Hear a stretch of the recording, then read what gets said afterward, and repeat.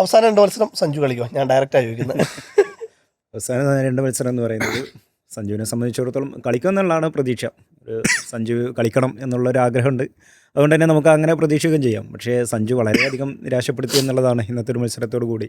കഴിഞ്ഞ മത്സരങ്ങളിലൊക്കെ അദ്ദേഹം കുറച്ച് കളിക്കാൻ ശ്രമിച്ചെന്നിരുന്നെങ്കിലും ഇന്ന് അത്രത്തോളം പോയില്ല എന്നുള്ള ഒരു പക്ഷേ അതൊരു നല്ല പന്തായിരുന്നു. അത് നല്ലൊരു പന്തായിരുന്നു. പക്ഷേ നമുക്ക് ആ ഗോൾഡൻ ഡക്ക് എന്ന് പറയുന്നത് നമുക്കൊരിക്കലും അക്സെപ്റ്റ് ചെയ്യാൻ പറ്റാത്തൊരു സംഗതി കൂടിയായി. പക്ഷേ കഴിഞ്ഞ ദിവസം ഈ രണ്ടാമത്തെ T20 കഴിഞ്ഞതിന് ശേഷം സഞ്ജു 2 മത്സരവും ഫോം ഔട്ടായല്ലോ. അപ്പോൾ അന്ന് മുൻ താരം ഇന്ത്യൻ ക്രിക്കറ്റ് താരം ശ്രീകാന്ത് അദ്ദേഹം പറയുന്നൊരു കാര്യമുണ്ട്, സഞ്ജു വല്ലാതെ സമ്മർദ്ദങ്ങൾക്ക് അടിമപ്പെടുകയാണ്. അപ്പോൾ അത് അദ്ദേഹത്തിൻ്റെ മത്സരങ്ങളെ നന്നായിട്ട് ബാധിക്കുന്നുണ്ട്, അദ്ദേഹത്തിൻ്റെ നിലനിൽപ്പിനെ തന്നെ അത് ബാധിക്കുമെന്നൊക്കെ പറയുന്നുണ്ട്.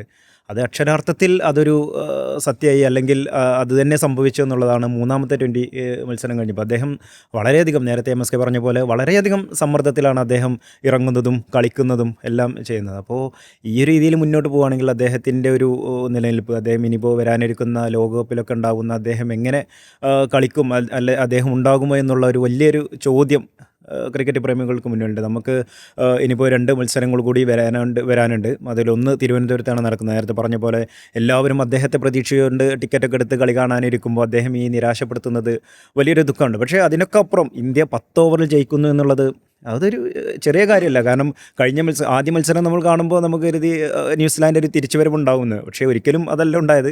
നമ്മളൊക്കെ പ്രവചിച്ചതിനപ്പുറം ഇന്ത്യ കൂടുതൽ മത്സരത്തിലേക്ക് തിരിച്ചു വരുന്നു, ഇന്ത്യ കൂടുതൽ ഈസി ആയിട്ട് വിജയിക്കുന്നു എന്നുള്ളതാണ്. കഴിഞ്ഞ മത്സരത്തിൽ നല്ല ആധികാരികമായിട്ടുള്ള ജയം. ഇന്ന് നോക്കുമ്പോൾ 10 ഓവറിൽ ആ ഒരു മത്സരം കംപ്ലീറ്റ് ചെയ്യുന്നു.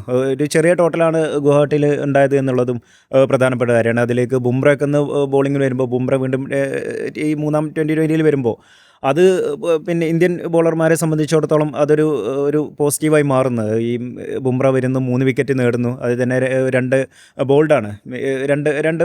അപ്പോൾ അത് ഈ ബുംറ തിരിച്ചു വരുന്നു, അത് ഈ ബോളർമാർക്കും ഇന്ത്യൻ ടീമിനൊക്കെ ഒരു ആശ്വാസം ഉണ്ടാകുന്നുണ്ട് എന്നുള്ളത് അതൊരു ഘടകം തന്നെയാണ്. അപ്പോൾ ഈ 10 ഓവറിൽ ഇന്ത്യ വിജയിക്കാൻ കഴിയുന്നു എന്നൊക്കെ പറയുമ്പോൾ അത് ഇന്ത്യക്ക് ഉണ്ടാക്കുന്ന ഒരു ആത്മവിശ്വാസം ഇനിയുള്ള മത്സരങ്ങളിൽ, ഇനിയുള്ള ഈ ഒരു പരമ്പര സ്വന്തമാക്കി ഇനിയുള്ള മത്സരങ്ങളിൽ ഇന്ത്യക്ക് ഇനി സമ്മർദ്ദങ്ങളില്ലാതെ കളിക്കുകയും ചെയ്യാം.